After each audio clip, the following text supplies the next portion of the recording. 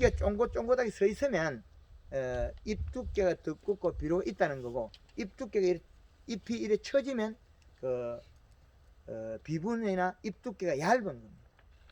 우리 옆 작업할 때는 가까이 돼 있는 것들만 잎을 요래 세운 상태에 돼 있는 것만 간간히 한두 개씩 떼는 거지, 잎을 앞으로 따면 사과 맛없어가 소비자가 안 사 먹어요.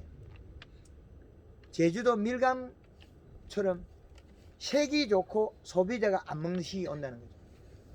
우리 색만 날라 그러잖아요. 가을에 색이 날라고 하면 잎이 부드러워야 돼요. 가을에도 역시 마찬가지로 골드 컬러의 염화가리 써라 그러는데, 잎이 두텁고 좋으면 골드 컬러 영양제 쓰지 마요. 안 써야 됩니다. 안 쓰고 염화가리 살포합니다. 부족하다면 거기다가 뭐 설탕 한 500g 넣어주고, 잎이 두껍고 펴져 있는 데는 다른 거 쓸 게 없어요. 잎의 영수 빨리 이동만 해서 뿌리로 갔다가 과실로 자주 가면 됩니다. 잎이 오므려진 거, 가을에 잎을 굳히 가지고 우리가 요렇게가 진녹색으로 새카맣다 그러죠. 그래가지고 빳빳한 거 보시죠. 잎이 딱딱하게 안 움직이는 거, 그건 과실이 안 자라요. 잎이 딱딱하게 굳어서 영양 이동을 안 하는 겁니다. 잎에 있는 영양소를 이동을 해야 뿌리가 일을 하죠. 뿌리가 일을 하려면 비료가 있어야죠. 이 구조입니다. 여기에서는 비료도 잘 돼 있고 비료도 양이 적정량 있는 데다가 지금 공급하는 것도 작지는 않습니다. 표면 이시가 2.0이 넘으니까 이게 또 내려갈 거예요. 우리가 지금 농가에서 사과 가을에 색 안 내는 집에 가보면 이시 측정하면 제로에서 0.3이에요. 이 집에 있는 비료량 얼마 있습니까? 60cm 밑에 지금 1.24가 있어요. 대표님, 만약에 시비 관리를 잘못해가지고 지금 비분이 약하다 했을 때, 예. 측정 깊이를 어디를 기준으로 해야 되겠습니까? 지금 이 밭에는 완벽하게 돼 있는데, 예. 만약에 비분이 적다 했을 적에 비료를 줬을 적에 어느 정도 깊이에서 그 측정이 정확하게 내려갑니다.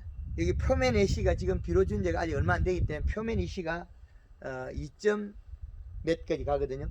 예. 짧게 집었을 때. 그런데 여기 내려갑니다. 김천의 짠돌이가 작년에 9월달에 두 포 준 거 있잖아요. 200평에 지금 0.4입니다. 20cm까지 내려갔어요. 이렇게. 지금 이 농장의 농사가 그 해마다 이렇게 잘 되고 하는데, 단점은 얼어 죽는 게 있다는 거죠.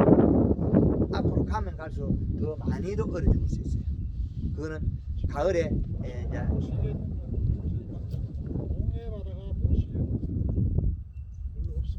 앞 저쪽에 그 의성에 나무가 요딴만 하거든요. 큰 거, 그 현상하고 요거하고 앞으로 같이 간다는 거죠. 이 시가 같기 때문에. 이 시가 같기 때문에 시간이 지나면 그거하고 똑같이 간다는 거죠. 이제 그러면은 지금 별로 안 받았는데, 단지 도시에 있는 거는 군데 노라가 있는데, 거기 보면은 제가 판단하는 문어병이 있어가지고, 그래서 지금 도식을 한 거거든요. 저기 있지 않습니까? 저기 거친 거 있죠, 나무. 저기 시커멓게 거친 거 있죠. 요 뒤에 나무 저거 동해입니다. 저 나무 요거. 예, 요것도 있고 동해입니다. 저는 이 시만 측정해서 다 아는 사람이기 때문에 여기서 도와주러 오는 거지, 제가 여기서 따주러 온 거 아닙니다. 해석을 해달라 그러면 됩니다. 해석을 저 부분을 해석을 해달라 그러면 저는 충분히 해석해 줍니다. 나무가 껍질이 거친 게 다 보이기 때문에 저는 보고 이야기하는 거예요. 이 정도 이신 같으면 의성애처럼 몇 년 있으면 군데군데 많이 죽어요. 이제 이해되죠? 그 집에 하고 그 집보다 여기 비료 더 높아요. 근데 우리 교육 받을 때는요, 비료기가 있으면 색이 안 난다고 하는데, 물어보이소. 예, 대표님은 비료기가 어느 정도 있어야 된대. 여기 우리 대표님 색 안 납니까? 이 밭들은 색 걱정을 안 합니다. 비료 때문에 그럽니다. 잎이 두꺼워야 색을 내지, 안 묻고 김천의 짠돌이가 찍어보고 얼마나 화가 났겠습니까? 제로 0.3, 제로에서 0.3가 안 나요. 연면시베가 색을 딱 만들었죠. 비 한번 오면 툭 떨어져 버립니다. 과학적인 모든 건 근거가 있어야 됩니다. 요즘 주먹구가 안 통하죠.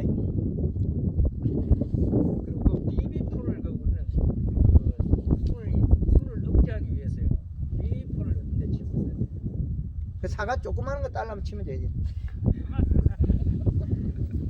호박을 갖다가 덩쿨을 작게 가늘게 키우도록 자꾸 그 염화가를 치면 호박 쬐까맣게 딸 수 있어요. 덩쿨이 커야 호박 이만큼 땁니다. 억제를 시키면 억제 시기만큼 그 일을 안 해요. 호박 큰 거 따는 건 이유가 있겠죠. 그건 바꿀 수 없습니다. 이파리 요 땀만 게 이땀만 사과를 열면 얼마나 좋겠습니까? 일도 수월하고 그죠. 근데 그거는 진리에 합당하지 않아요. 그 대신 잎을 이렇게 줄일 수 있다 그랬죠. 제가 둥글고 근본을 바꾸기는 하늘 딱 맞고 버려요. 이 작물이 요 측정기는 딸기 양액 재배하는데 찌르면 똑같은 수치가 나옵니다. 이제 이해가 되나요? 그런데 우리가 토양 분석 자체 이시 농도를 요 기계하고 맞지 않게 나올 뿐이에요. 이 기계가 잘못된 게 아니고 우리나라의 전반적으로 토양 이시 분석한 분석표 이시량이 안 맞을 뿐입니다. 딸기 양액 재배 가서 요 기계 찌르면 정확하게 답이 똑같습니다. 예. 지금 대표님 말씀하시는 이시량은 이 기계 기준이죠, 그죠? 이 기계를 가지고 측정했을 때 이 기계는 짧다 안 짧다 이것밖에 모릅니다. 질소가 있다 가리가 있다 게 모릅니다. 아까 이야기했죠. 곧 미량 요소와 황산가리 뿌리는데 1.0인데 질소분이 없는 거지 이시는 올라갔다 1.0. 그러니까 기술센터에서 나오는 어떤 이시량 기준하고 이 기계랑 차이가 날 수 있지 않습니까? 많이 납니다. 그러니까 지금 대표님 말씀하시는 거 지금까지 얘기하시는 거 전 이 기계 기준. 그렇죠. 기술센터에 분석한 거는 우리가 참고 자료로 쓰고 이시량은 요런 거 맞추면 딸기 양액 재배하고 토마토 양액 재배하는 거 정밀한 기계죠. 이제는 과학적이죠. 그 기계가 공급된 이시량 측정은 요거 기계가 동일합니다. 이제 이해되죠? 그러면 우리가 기술센터에 분석받은 자료가 현재로서는 이거하고 안 맞다는 거죠. 이 기계는 양액 재배 딸기에 가도 다 이시가 맞게 나와요. 측정하면. 그럼 이 기계가 더 정확하다는 거죠. 그러나 이게 많고 저게 많고는 몰라요. 이 기계는. 그거 차이입니다. 그래서 기계를 사용은 하되 어떤 것이 들어있는 걸 기술센터에 분석하는 게 좋습니다. 그런데 기술센터에서 나온 이 측정기 전기전도열 이 시량은 안 맞다. 부족하다는 거예요. 정확도가. 그렇게 보시면 됩니다. 결국엔 제가 계속 한 말은 뭐겠습니까? 봄에 순을 통통하게 키워야만이 절간을 좁히는데 설탕을 쓰면 되고 그게 전부예요. 그리고 이래 가온을 이렇게 한 바퀴 뚝 돌면 일어난 일 다 보이잖아요. 그냥 싹 돌면. 자, 여기에서 이렇게 보면 이 시량 측정해보면 이 가온에는 사과 색내는데 문제없다. 색내는데. 비료를 먹고 잎이 두꺼운데 어떻게 색이 안 나겠어요? 비료를 안 먹고 여기에서 비료를 줄 때 특정한 것만 잘못 줬다라면 이게 색도 하나 안 크겠지만은 우리가 여기 농장 대표님께서 적정량 시비했다면 정말 좋습니다. 그리고 밑둥에 이게 껍질이 일어나는 거 있죠. 요놈들 껍질. 요걸 유막 코팅해 놓으면 봄 되기 전에도 훌렁훌렁 일어나요. 피부 탈수가 없어서 좋습니다. 장애 안 일으키는 농도를 사용하라는 거예요. 그 농도는 유튜브 상에 많이 있습니다. 그래서 안 해본 분은 한 통부터 물 500에 그 식용유 그 한 통부터 해보고 또 해본 사람한테 물어보기도 하고 그래서 하면 좋습니다. 그 탈수가 없어야 되는데 지금 여기에서는 탈수로 인해 가지고 앞으로 생산량 감소가 오겠다. 비료량 때문에 일어나는 게 아닙니다. 이거는 단풍을 들이고 겨울에 탈수만 잡아주니까. 그리고 이게 일조량이 좋지 않습니까? 그리고 관리가 잘 되어 있는 쭉쭉 뻗은 나무가 있는가 하면 껍질이 터실터실하게 되는 거 저거는 어릴 때는 동일했다는 거죠. 그러나 시간이 지나면서 바뀌었다. 그러면 저렇게 이게 피부가 나빠지면 잎에서 영양이 뿌리로 가는 통로가 거칠어졌기 때문에 많이 못 가기 때문에 뿌리가 발달 안 한다. 근데 저걸 갖다가 초기 연면 시비 해주면 잎에서 영양이 내려가면서 피부를 복원시켜 버려요. 그래서 동일하게 바뀌어 버립니다. 금방 바뀌어요. 올해 한 해만 해도 저거는 겨울에 지나고 나면 피부 때를 벗으면 요 나무하고 똑같아집니다. 그렇게 바뀝니다. 그래서 연면 시비가 좋긴 하나 비료량에 의해서 양을 횟수를 줄일 수 있다. 그죠? 비가 온다 그럴 때 우리가 가실이 많이 달려 있을 때 그때 잎이 좀 두꺼워도 영양제 주는 게 낫겠죠. 비가 오면 이동 많이 하고 햇빛이 없으니까. 그럼 비가 올 때는 가을에 설탕도 한 500g 넣으면 좋겠죠. 한 이틀 비가 올 때. 왜? 한 이틀 동안 햇빛으로 광합성을 못 하지 않습니까? 그게 황금언론법의 강의하는 내용들을 수학 공식처럼 떼가 쓸 수 있습니다. 설탕은 500g 쓸 수 있다 그랬잖아요. 한 이틀 동안 비가 와가지고 햇빛으로 광합성을 못 할 건데 설탕이 좋죠. 그리고 잎이 비가 와서 얇아질 건데 얘는 천이 좋죠. 너무 두꺼운 데는 비가 오면 많이 이동하거든요. 그럼 너무 두껍게 만들지 마라 소리는 그 전에 연면시비에 가리를 써서 잎의 영양소를 빨리 과실을 키워버려요. 수학공식하고 김천의 짠돌이가 수학공식하고 같다 한금말농법은 요거는 따로따로 떼쓸 수 있기 때문에 응용을 잘 하시라는 거죠. 그래서 그거 유튜브 영상을 자주 보라는 거. 그리고 이렇게 일어난 일들을 우리가 농사를 하면서도 간간히 모르는 경우들이 많거든요. 그 동해가 일어났는데 저 나무도 일어났단 말이에요. 요 나무, 요 세 번째 가는 나무 있죠. 그 어제 뒤에 거기 있죠. 근데 저게 가지는 키는 멀쩡했단 말이에요. 그럼 저 때까지는 멀쩡한 거예요. 그러다가 그 다음에 한번 장애받고 나니까는 봄에 잎의 크기가 작아질 수밖에 없어요. 비로는 저게 더 많이 남아있어요. 안 먹었으니까. 잎이 봄에 두꺼워져서 뿌리로 영양을 보냈는데 갈 수가 없었거든요. 못 간다는 거죠. 피부가 거칠어서. 그래서 힘이 떨어졌다는 거죠. 그럼 저기에다 비료 줘놓으면 이제 양이 늘어나겠죠. 가을에는 이제 질소분이 늘어나겠죠. 그래서 겨울에 자꾸 동해가 더 심해져요. 부사하고 홍로를 보면 홍로는 비료를 많이 먹어요. 수확 이후에 잎이 뿌리에 온 비료를 가지고 잎이 두터워져서 뿌리에 영양을 많이 내주면 뿌리가 자꾸 가져와서 잎하고 뿌리하고 많이 먹어 가지가 굵어지고 토양에 있는 비료가 줄어들어요. 사과 달린 나무가 비료를 적게 먹어요. 잎 두께가 얇아지기 때문에 뿌리로 가는 영양소가 자꾸 줄어들어요. 그럼 뿌리가 일을 적게 해요. 우리가 사과 않는 나무들은 알이 커지는 원인이 그거예요. 열매가 없으니까 잎하고 뿌리하고 자꾸 먹고 왔다 갔다 하면서 몸통을 부풀린 거죠. 그러면 사과 안 열은 나무를 올해 전정을 안 하고 가지를 뻗쳐버렸단 말이에요. 그럼 비료를 배로 더 줘야 돼. 비료가 배 차이 납니다. 다 먹어보면 없어요. 폐가 뻗쳐버리면 이제 먹고 살아야 될 거 아니에요. 그것도 역시 마찬가지로 전년도의 뿌리는 이미 겨울에 굶어서 다 죽었어요. 똑같이 동일해졌어요. 그럼 올해 잎에 영양소 내려가야 일을 할 거거든요. 뿌리 눈은 많아요. 그게 작년에 굵었던 놈이 강했던 놈이 뿌리 눈이 많아요. 그런 나무들이 겨울에 단풍이 잘 안 들기 때문에 삐뚤음이 사과가 많이 나와요. 그래서 여기에도 시간이 가면 자칫 잘못하면 삐뚤음이 사과도 나오겠다. 앞으로는 왜 그러냐면 그런 현상들이 나온다. 그리고 저는 요런 가지들을 좋은 가지, 옹이가 작은 가지를 많이 만들어야 되는데 여기에서 우리가 도장지가 이랬단 말이에요.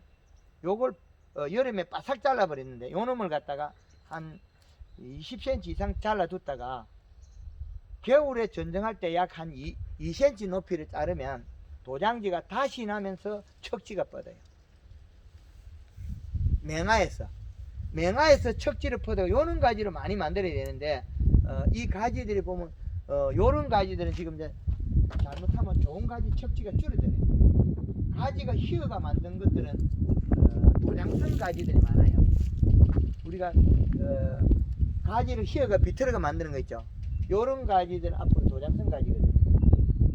요 가지도 도장성 가지예요.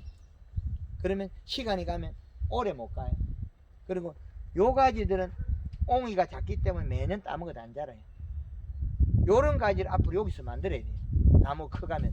그럼 요 가지를 만들어내려고 하면 요 가지를 도장지로 해요. 시간이 걸려요. 우리는 여름에 하계전이 할 때 팔을 다 탁 잘라버리잖아요. 요만큼 세워놓으면 여기서 척 돋아놔도 그거는 도장지 가지예요. 요 가지에서 도장지가 나고, 그러면 여기 척지가 나왔잖아요. 작은 것들이. 그러면 요걸 잘라버리면 여기 또 도장지로 바뀌어버려요. 그게 새순이 트면서 도장성으로 바뀌어버려요. 1년은 가는 상태에서 한번 묵혀줘야 돼요.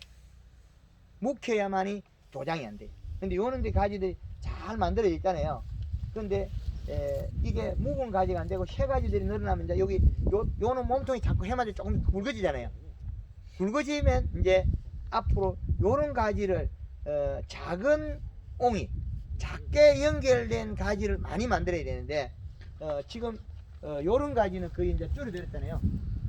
자꾸 도장지는 많이 나는데 이 가지는 흙가지들이 앞으로 늘어난다는 거죠. 그래서 요는 도장지에 자꾸 날 때 이것도 마냥 나는 게 아니거든요. 도장지 났을 때 요 정도로 잘라가지고 안 죽여야 된다. 너무 짧게 잘라버리면 관이 가늘어져서 안 나와요. 여름에 너무 짧게 잘라도 요만 잘라도 겨울에 요 짧게 자르면 안 나옵니다. 요거 먹고 살아야 관이 커요. 힘이 있다. 이래 다 세워날 수는 없잖아요. 약간 요 정도 세워놔요.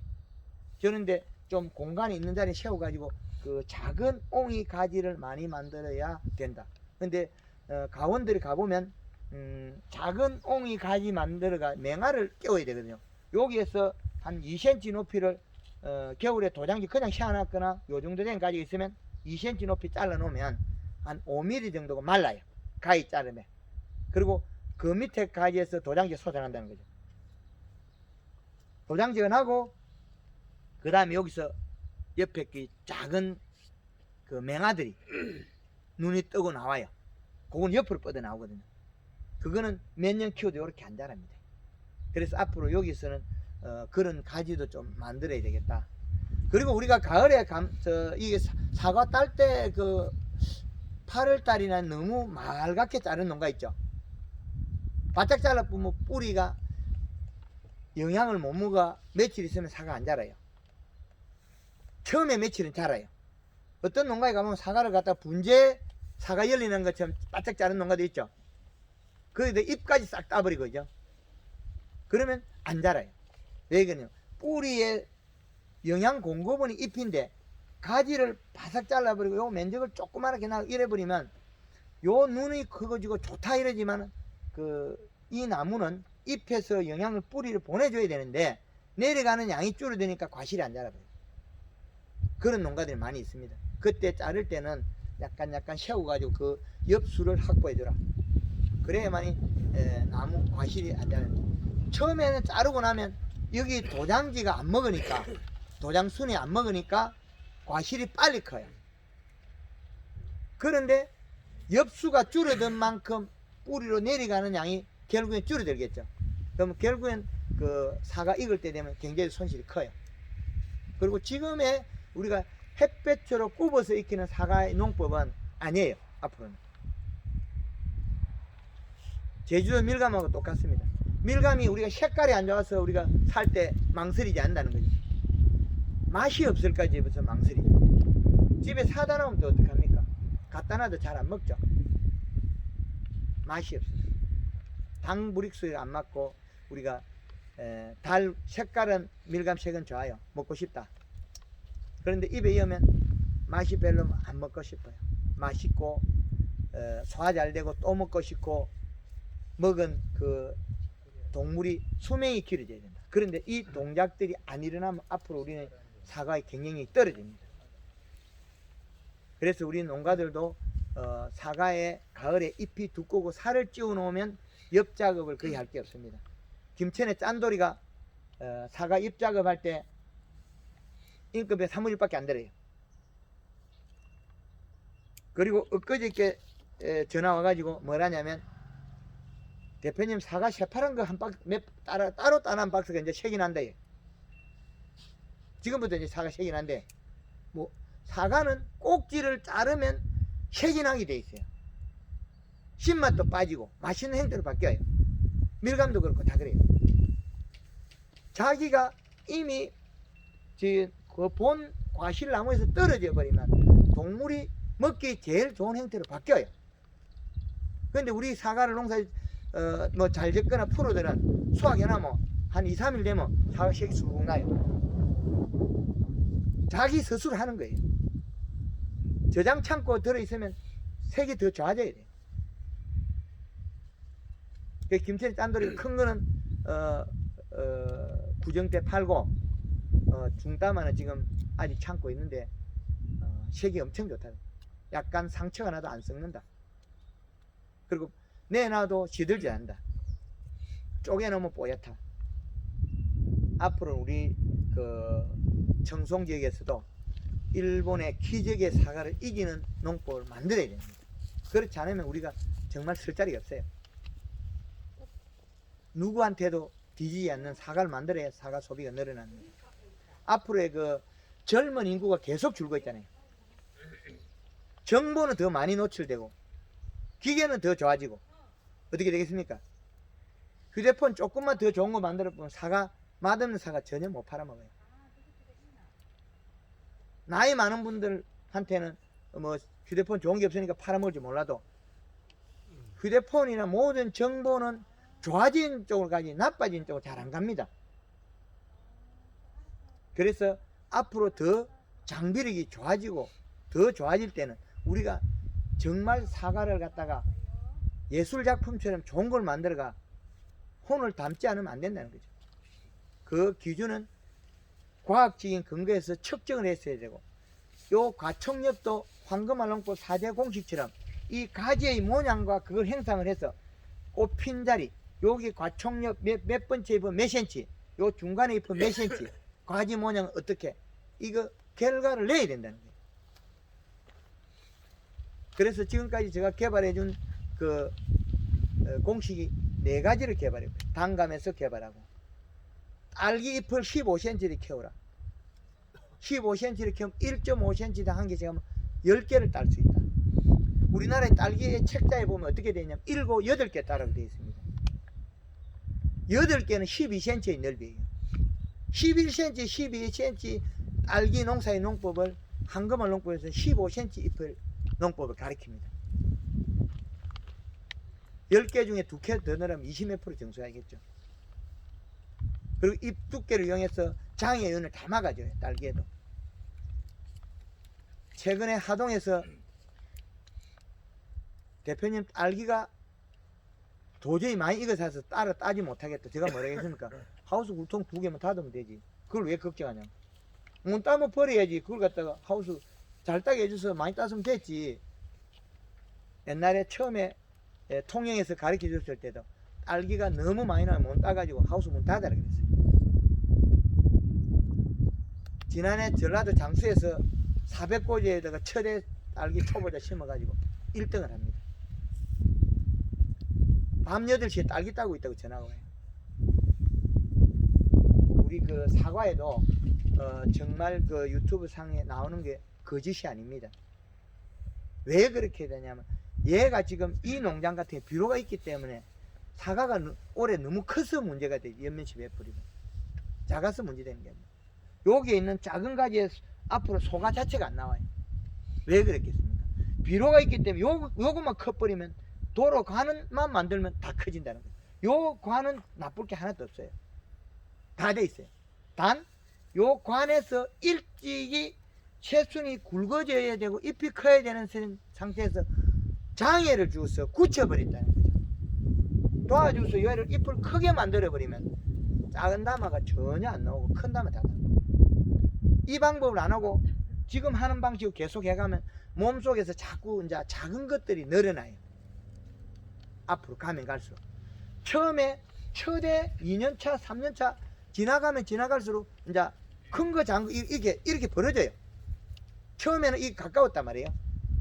처음에는 거의 큰 것만 열다가 이제 잔다마가 자꾸 늘어나고 있어요. 이게 이 농장에서 일어난 일이에요. 처음에는 몸통에서 가지 나오게 되면 거의 같아요. 그게 가면 갈수록 이제 벌어져요. 왜 그랬냐? 억제제를 쳐서 작은 가지에 도와주진 않고 더 억제제를 굳혀버렸어요. 그리고 요 작은 가지 어떤 것들은 눈이 녹아버리고 없어요. 눈이 한 번 얻어맞고 두 번 얻어맞고 나가 힘이 없어가지고 눈을 꽃눈 행성 못했다는 거예요. 그 촉이 과실이 자라기 전에 잎을 살을 찌웠더라면 꽃눈 행성이 다 됐다는 거예요. 올해 이 농장에서는 아마 많이 정수가 될 것 같습니다. 그리고 무엇보다도 비료 이시가 좋다는 거, 높다는 거, 대단히 잘 맞춰놨습니다. 이게 과학영농의 기본이 비료량의 수분량의 잎의 크기입니다. 잎의 크기와 두께. 두께가 두꺼운 거는 가리를 써서 연하게 만들면 된다. 연하게 만들면 생식기능이 부유돼서 과실이 크다. 이렇게 되어 있습니다. 가을에 단풍 들이기는 정말 좋은 겁니다. 그것도 염화가리를 많이 썰어갖고 있기 때문에 잘못하면 타버립니다. 끝가에 SS기 마지막에 턴 돌 때 지금 타요. 기계 꺼야 됩니다. 물이 충분한 데는 염화가리를 10kg여도 잎이 안 타요. 안 타죠? 안 써봤어요. 아직. 안 썼어요? 염화가리 10kg여도 잎이 안 타요. 그런데 염화가리 10kg면 잎이 타는 데도 있어요. 물을 안 줘가지고 땅에 수분이 없거나 잎 두께가 얇거나 비료가 작아서 그것들을 타요. 그래서 그것들은 염화가리 한 7kg까지. 복숭아 같은 경우 염화가리를 5kg에서 7kg 가면 끝나요. 복숭아는 이게 저 염화가리 약해. 복숭아는 봄에 복숭아는 연면십에도 염화가리 2kg 이상 넘어가면 안 됩니다. 잎이 탑니다. 그래서 그 종에 따라서 우리는 최대한을 우리가 좋은 생산적인 일에 가까운 쪽으로 영양 공급하는 게 최고 좋은 겁니다. 염화가리 정말 좋은 겁니다. 설탕은 더더욱 좋은 거고. 그런데 오래 쓸 수 없다는 게 설탕의 단점. 그런데 가을까지 쓰는 거는 문제 없습니다. 좋습니다. 그리고 석회 보르액을 살포할 때는 봄순 요거 다 클 때, 잎 다 클 때까지는 하지 말라는 거예요.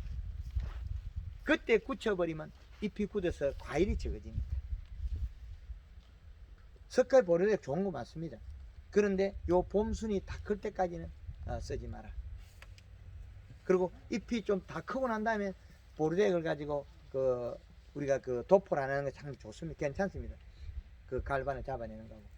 그리고 양파 같은 경우에는 전착제를 비 오기 전에 쓰지 마라 그럽니다. 한 3일 전에 쓴 거는 괜찮아요.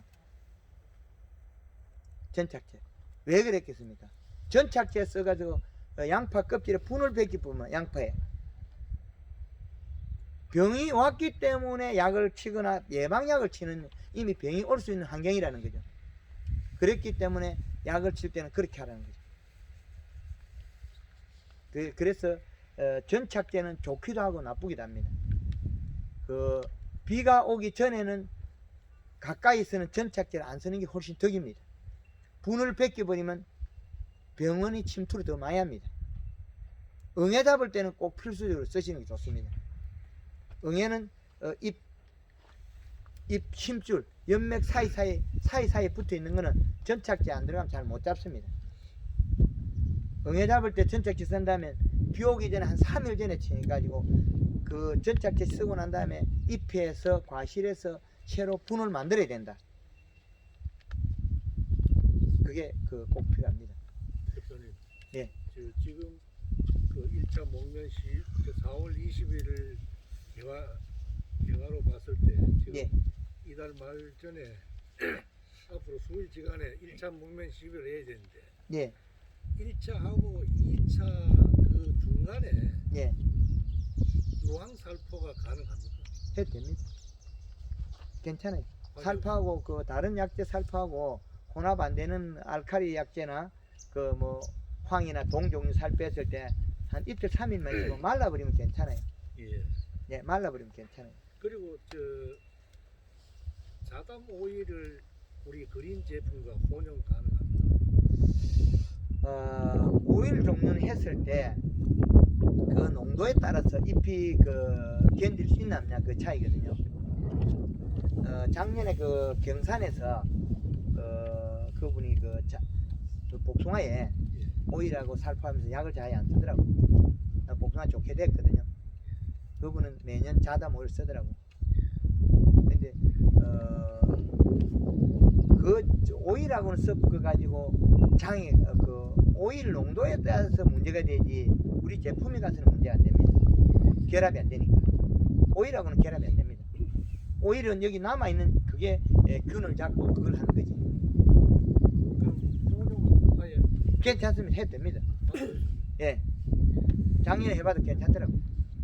식물성 그 카롤라유고 예. 그 농도가 더 많으면 그 고온기에나 그럴 때는 기름이 기공을 막고 이러기 때문에 예, 예. 그 기공이 닦인 시기에 살포하는 게 좋겠지.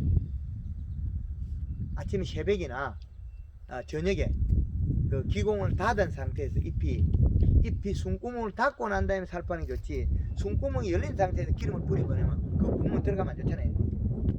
끈적거리가 나쁜 건 아닌데 그렇게 사용 방법에 따라서 우리가 강한 그 석회 보르데이나 약간 억제되는 거 쓸 때도 기공이 좀 닦였을 때 어떻게 뭐 응애액을 좀 많이 붙어 응애를 강하게 잡아야 된다. 세게 그럴 때는 밤이나 저녁이나 아침 일찍 기공이 닦였을 때 살포하는 게 잎에 장애를 안 줍니다. 대표님 예, 이제 오늘 한걸 살펴했는데 몸매 시비는 뭐 바로 해도 됩니까? 한 이틀 있으면 괜찮습니다. 말라버리면 얘가 그 다른 결합을 해가 장애를 안 줍니다. 보르도이도 치고 그러면 한 2, 3일 있으면은 예, 괜찮습니다. 예, 이게 밴드에 질문이 올라오가 있더라고요. 예. 바쁘면 전화하지. 그 좋긴 한데 여러 사람이 질문하면 좋긴 한데 그것도 저 행복이 없어요. 아침에 눈 뜨면 전화 받고 눈 감을 때 그 전화를 받아야 되니까 이제 불행해져 버렸어. 대표님, 예, 감흥 같은 건 대과정인데 예. 제일 문제되는 게 과일이 굵으면 굵을수록 고도가 많이 와요. 그거는 잎 두께가 얇아서 그렇고 이 실향하고 문제되거든요. 자, 여기에다가 심어 이 밭에 그 가몽이 있다면 연면십에 봄에만 캐주면 하나도 일이 없습니다. 예, 그래서 잎 두께가 여기 펴 있어야 되죠. 오물이 있거나 우리가 뭐 어떤 뭐 칼슘이나 그런 게 딱딱히 굳어 있으면 그건 100% 그게 되겠죠. 칼슘을 그 고도 때문에 칼슘을 많이 뿌리라 이러는데 그거 뿌리면 더 나빠져요. 당연하죠. 더 구치가 못하게 하는데 어떻게 되겠어요? 봄에 뿌린 요것도 지금 제가 나쁘다고 이렇게 말하는데 그 잎에다가 일을 해가지고 지가 살아야 될 놈을 갖다가 잎을 굳혀버리면 어떻게 되겠습니까? 일을 안 하면 사과가 더 세포가 파괴되겠죠. 더워서 영양을 공급 못 받아서 세포가 파괴되는 거예요. 그래서 맛이 없고 그 나빠지겠죠. 황금알 농법을 하면 홍로가 저희 사무실에 포항에 10월달에 갔다는 것만 아직 있어요. 홍로가 나무 달린 사람 떨어져요. 홍로 쪼개나면 뽀얗습니다. 나무에서 달리 절대 안 떨어져요. 부사 딸 때 가서 따도 괜찮아요. 더 단단하고 맛있어져요. 홍로가 저장력이 더 좋아요. 홍로 따놓으면 진이 질질 나오는 거는 잎 두께가 얇아서 일어난 일이에요. 이제 이해됩니까? 사과는 이딴 많은 걸 봄에도 잎을 작게 만들어 놨으니까 이게 문제가 어떻게 되겠어요? 거기에다가 또 칼슘을 살포해가지고 더 잎을 단단히 굳혔으면 잎이 일을 안 하겠죠. 사과가 어떻게 살아요? 그냥 세포가 안에서 지 스스로 파괴되겠잖아요. 이제 이해됩니까? 그럼 그거 칼슘은 적정량 좀 쳐주는 게 좋습니까? 저희 방법을 하면 골드 칼라에 다 들어있기 때문에 아무것도 필요 없습니다. 골드 칼라에 그 필요 없습니다. 그 자체가. 그 칼라에 다 들어있습니다. 그 제품에 대해서 뭐 이거 들었네 저랬네 제가 말을 안 할 뿐이지 가을에 사과 따가지고 쪼개놓으면 뽀얗습니다. 황금알 구한 사과는. 대표님 저 사과가 1.2시 기준치가 1.0이면은 예. 이 표면에는 한 예. 10cm 정도에서는 막 2.0이 돼도 괜찮습니까? 지금 2.0인데 그 내려갈 거잖아요. 관계 없습니까? 그게 내려가니까 문제가 되죠. 많으면. 이제 타이밍도 또 관계가 있고. 비료가 얘가 지금 봄에 먹어야 제일 좋은데 작년에 여기 그 영양에서 최 회장님 가르쳐 줬단 말이에요. 초보 농가 요것보다 나무가 요거보다 조금 클 거예요. 작은 게 요거만 샀거든요. 그 집에 이 시가 봄에 내가 가니까 얼마냐면 저는 또 철학 1.8이에요. 가을까지 비로 주지 마 끝이에요. 그 다음에 최 회장님이 가르쳐주면서 연면시 해라. 썰이 오기 전에 사과 다 따요. 여기 썰이 오기 전에 다 땁니까? 이 밭들은 10월 25일 되면 다 수확합니다. 맞습니다. 요거는 간격에 햇도 잘 들어가고 이제 이 시량이 맞으니까 잘 되게 돼 있어요. 예. 잎이 두꺼워 있죠. 비로 되게 많은 거야 이거. 0.0에서 3 갖고는 사가 아니고요. 복합비를 줘가지고 그 1.0 사가 잘 익어요. 맛도 달라요. 그냥 우리가 아무것도 안 하고 그냥 사과를 키웠잖아요. 그럼 1.0의 사과와 0.8의 사과 맛이 달라요. 0.5하고 1.5 사과 차이 맛이 많이 차이 나요. 그 왜 그렇겠습니까? 잎 두께가 다르다는 거죠. 그래서 적정의 이 시량이 꼭 필요합니다. 복숭아에 단풍 들일 때 염화가리를 많이 써서 가중되니까 5번 작년에 5번 했는데 네. 나중에는 시초부에 조금 남고는 잎이 다 떨어져 버렸더라고요. 타스 떨어지는 것도 있고 지가 단풍이 다 들어가 이제 일 망하다가 떨어집니다. 근데 약 손으로 쳤는데 맞으니까 가에 테두리가 안 타면 되돌이 안 탔어요. 테두리 안 타면 그 정상입니다. 늦게 난 거는 이제 낙엽이 단풍이 안 들었는데도 치면 우르르져 버려. 예, 괜찮아요. 그 복숭아는 단풍이 하얗게 안 됩니다. 색깔이 누렇게 하다가 막 툭 떨어집니다. 그건 정상입니다.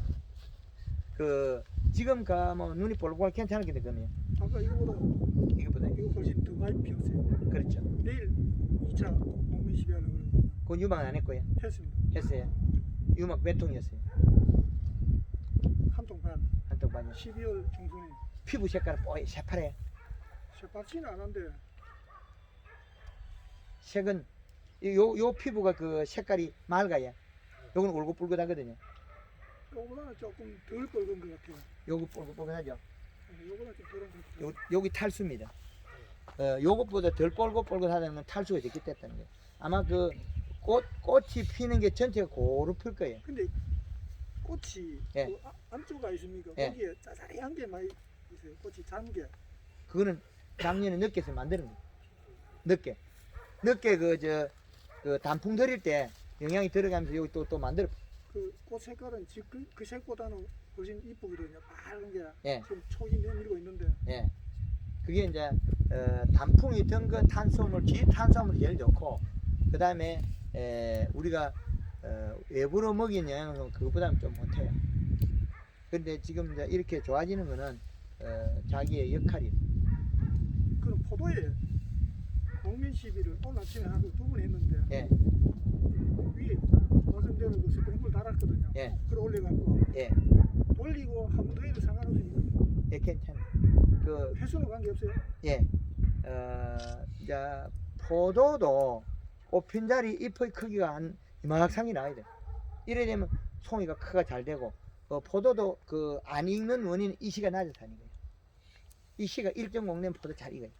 이 시량만 맞추고 그리고 여름에 문제가 되는 게 여기서 잎에다 물을 뿌리고 아침에 그 찬물을 뿌리고 기공을 닫아주잖아요. 물을 뿌리면 기공이 닫히거든. 그럼 낮에 탈수가 줄어들어요. 잎이 심었는데 예. 올라가고 눕히잖아요. 예. 눕히는 데는 괜찮은데 올라가는 나무의 잎이 가장자리가 예. 또 이렇게 말라요. 다른 건 아닌데. 그거는 그거예요. 비료량이 높아서 이 시가. 테두리가 타는 게 이 시가 높아서. 어릴 때 그 표면 이식 올라갔어요.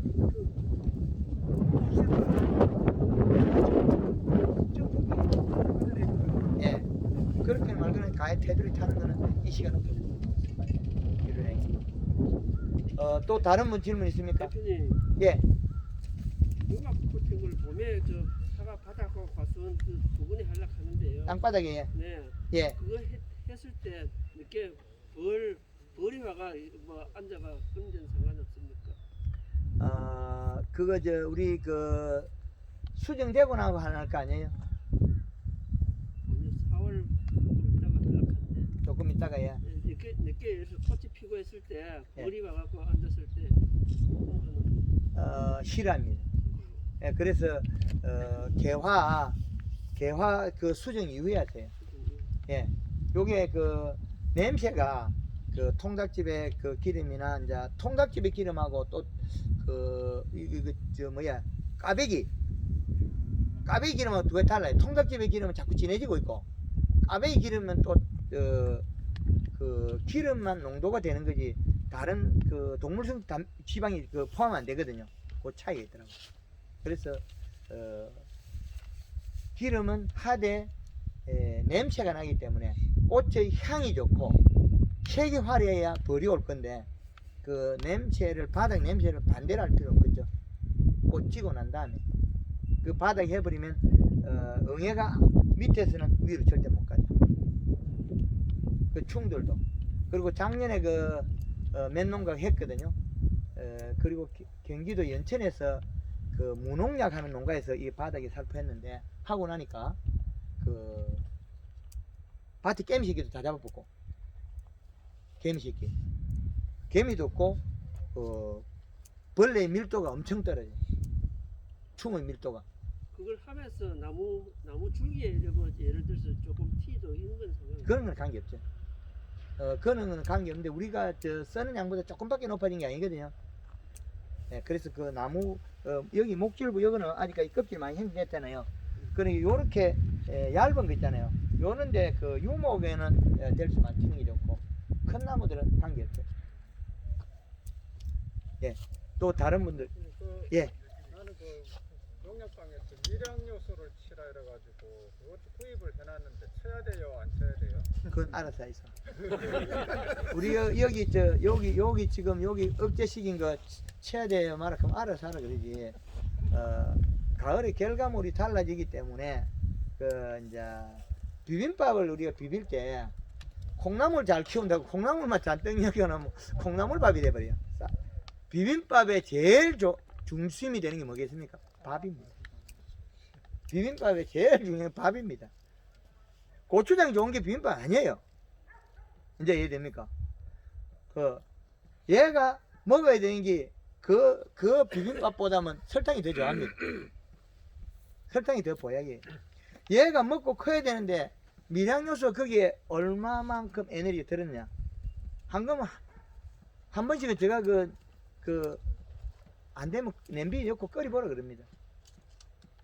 답은 그거 나오겠죠. 비료 한 포보다 영양제 다 비쌉니다. 그죠? 요소 한 포 만원 이하입니다. 염화가리도 만원 이하죠. 제일 싸고 좋은 게 제일 활용하고 제일 많이 파는 게 요소 비료 염화가리 복합 비료입니다. 그게 제일 좋은 거예요. 그 다음에 저도 먹고 살려고 파는 거고 어느 제품인지 사가지고 모르면 저울에 달아보고 안 되면 냄비에 엮고 끓여보면 됩니다. 끓이가 살살 끓이가 남아있는 게 그 무게입니다. 냄비에 엮고 끓이면 되지 뭐 답이 있겠습니까? 냄비에 엮고 끓이가 말란 게 남은 게 냄비 무게 되면 되잖아요. 답은 똑같습니다. 냄비 엮고 끓이가 남은 게 그 양이지 뭐 다른 거 있겠습니까? 안 되면 냄비 엮고 우리 것도 끓여보세요. 끓이가 다 남은 게 그 양이에요. 뭐 사기를 치건 거짓말했건 그겁니다. 이제 답 나왔죠? 제가 뭐 다 이야기하지 그 이야기 못할 게 뭐가 있습니까? 어느 농가는 그 저 제품 좋다 그러면 저울에 달아보고 뭐 냄비거리가 말라볼 거 아니에요. 그 정답이죠. 근데 뭐 그 전체는 저도 먹고 살아야 되니까 다 이야기 안 하는 거고. 대표님 예. 마지막으로 비료 시비랑 비료 치는 시기 거기에 대해서 한번 설명 좀 해주십시오. 4월 달에 왜 비료를 써라 그랬냐면 황산가리는 척정 안 한다. 이 나무 중간에 주라 그랬어요. 왜 그랬겠습니까? 여기다 찔러가 척정이 되면 주는 가리 때문에 비료량이 높게 나올 수 있겠죠. 복합비료는 요리 줘야 되겠죠. 복합비료는. 이시 척정할 때는 복합비료 주고 요 나무와 나무 사이는 모닥모닥 황산가리 주라 그래요. 황산가리 왜 4월 달에 주라 그러냐면 이게 가을에 늦가지 주나면 색깔이 니리끼리 안 좋아요. 단감에도 그렇고 다 그렇습니다. 그래서 4월 달에 주면 좋고 염화가리는 6월 달에. 비료 왜 복합비료 4월 달에 주라 그러냐면 워낙 작게 주니까 요거 뿌레에 나올 때 무라고요. 지금 저렇게 해서 작게 죽기거든. 황산가리는 그 1년치 한꺼번에 줍니까? 얼마만 주나야죠. 다른 그거 안 줘도 되는데 뭐. 안 줘도 농사 안 되는 거 아니에요. 방금 말한 그 김천에 짠돌이가 뭐 생낼 때 황산가리 썼습니까? 안 써요. 똑같은 거예요. 그러면 영동에 그 이파리 떨어질 뿐 거는 황산가리 뭐 아무것도 필요 없잖아요. 이파리 홀랑 떨어져 붙으니 그것도 색을 내줬는 만내고. 이게 적정하게 누가 일을 하느냐 잎입니다. 여기 뿌리에 가리 양이 적어도 연면십이 가리는 조금만 써도 됩니다. 그것만 써도 맛나고 생내고 다 돼요. 이제 그렇죠. 이래죠. 봄에 4월달에 여기 복합비료 주고 요 나무 사이에 황산가리 주고 복숭아 같은 건 빨리 되는 종들은 한 번에 다 줘도 돼요. 황산가리, 염화가리 복합비료 줘하면 끝나요. 근데 도장지가 많이 나는 복숭나무는 비료를 거의 주지 마라. 복숭아는 비료 이시량이 0.5모 된다. 0.3 이하는 비료가 작아서 가지가 너무 짧게 자라게 안 된다. 과실이 너무 작다. 그죠? 근데 기술센터에서는 그 처방 그 비료량이 2점 그 저거 있잖아요. 전기 전도도 예. 그 2.0 이하라고 이런 표시를 해주는데 그거가 안 된다 그랬잖아요. 요 측정에 맞춰야 돼. 지금 요 기계는 양의 기계하고 똑같기 때문에 정밀도가 맞은데 기술센터에 너무 높게 나와가지고 안 맞더라. 그 복숭아는 정 모를 것 같으면 도장지가 이렇게 이렇게 크게 많이 나는 것 같으면 비료 채비를 3분의 1을 줄여 쓰세요. 그런 말씀이에요. 그리고 연면십을 해줘도 잎이 두꺼우지가 다 되거든요. 아직 비료 안 줬거든요. 예. 작년에 도장지 많이 크게 났으면 요 많이 났습니다. 많이 안 났어요. 많이 안 났어요. 그럼 작년만큼 주죠. 작년만큼 주고 황산가리를 봄에 주고 염화가리를 뒤에 주고 조생종일 경우는 한 번에 다 줬어요. 예, 그렇게. 또 다른 분 질문 있습니까? 염화가리도 그럼 무더기로 준다 이 말이죠? 그것도 모닥이 주나 있어. 그것도 그 가을까지 모닥모닥 주나 뭐그 복합비료소 있습니다. 복합비료소에 가리가 있다고요. 잎이 노래면 그러면 염화가리 별도로 안 줘도 되네요. 복합비료 쓰면. 아니 영양제 잡기 치려고. 그것도 귀찮으니까 요 주나 보면 영양제 이파리 노라면 저거 치지 말아 갈 거거든. 복합비료는 21로 줍니까? 뭘 줍니까? 내 나무가 어떤 형태냐 조금 달라야죠. 형태에 따라서. 이제 봄순이 가늘면 그 21- 요소나 그 질소기가 많은 걸 주고 봄순이 굵으면 질소기가 좀 낮은 걸 주시고 이제 이해되죠. 봄순이 굵으면 질소기가 적은 걸 주고 봄순이 가늘면 요소 밑비료도 처방을 합니다. 그 비료의 개념 이제 다 괜찮죠. 아무거나 써도 괜찮죠. 뭐 잘못됐다고 해서 그거 나빠지는 거 아니에요. 여기다가 염화가리하고 황산가리 쓰면 저 팔아먹을 것도 없어요. 비료 약 맞고 이파리 노라면 영양제 쓰지 말아 갈 건데. 그죠? 다 잘하는데 저 가서 그 나무 재산을 함부로 탐내거나 그러면 안 되잖아요. 나쁜 짓 하면 안 돼요. 개받아요. 잘 되고 있으면 잎 색깔 딱 색판 문제를 보고 노랗고 펴져 있으면 할 거 없습니다. 안 해도 괜찮아요. 잎이 두꺼가 갔다 저끼리 잘해요. 원래 저끼리 왔다 갔다 잘하게 돼 있어요. 우리가 잘못하는 게 너무 많아서 그렇지. 여름에 확 뜯어가지고 이렇게. 약간 요 놔주면 되겠네. 이건 조금 냉겨놓고. 그렇게 자르면 요 잎하고 일을 합니다. 많이 잘라 뿌리면 일을 못해요. 근데 염화가리 요거 쓰는 건 참 저한테는 불리해요. 알려주는데 요거 써놔면 이파리가 힘줄 문들어보고 안 노랗지. 그 영향이 좀 그 가리 쓰면 좀 뭐 썰악할 낀데 이파리 두껍고 폐지가 있고 뭐 그것까지 노라면 할 거 아무것도 없잖아요. 그 이파리가 새까맣게 진한 것도 또 가리만 써라 그럴 낀데 가리 쓸 때 좀 가면 조금만 이어가 써 이렇게 뭐 이파리 색이 진하다. 요 가리가 노랗다. 그럼 할 거 아무것도 없잖아요. 뭘 팔아먹어요? 잎이 요리 쪼무러진 여기 문제죠. 그 너무 나쁜 짓 해줘야 저거 덕이 돼요. 뭐 뻥치도 좀 칠 게 있고 남들이 잘해놨는 데 가면 제가 할 게 말이에요. 이 집 와서는 내가 뭐 비료 잘 줘 아무것도 할 말 없어요. 단 이제 흠잡을 게 얼어 죽은 거 있잖아요. 저가 흠잡아가지고 어째어째 해야 해갖고 근데 이제 요거 친다고 요거 한 거 요거는 안 좋으니까 올해부터 바꾸면 생산량이 한 20-30% 증수하겠습니다. 하여튼 여기 우리 대표님이 장소를 이렇게 제공해 주셔서 제가 뻥을 쳤는데 아마 그만큼 덕은 될 겁니다. 예, 그래서 제가 뭐 남을 험담하거나 이게 그 어떤 오해를 샀거나 그러려고 하는 건 없어요. 그러나 아무리 좋은 것도 과하면 나쁩니다. 그래서 봄에는 짧은 시간, 이때는 가면 갈수록 덕이다. 근데 단 조건은 비가 오거나 물을 뿌려야 된다. 미세살수가 있으면 좋은데 미세살수 없잖아요. 있습니까? 대박. 아이구나, 완벽하다.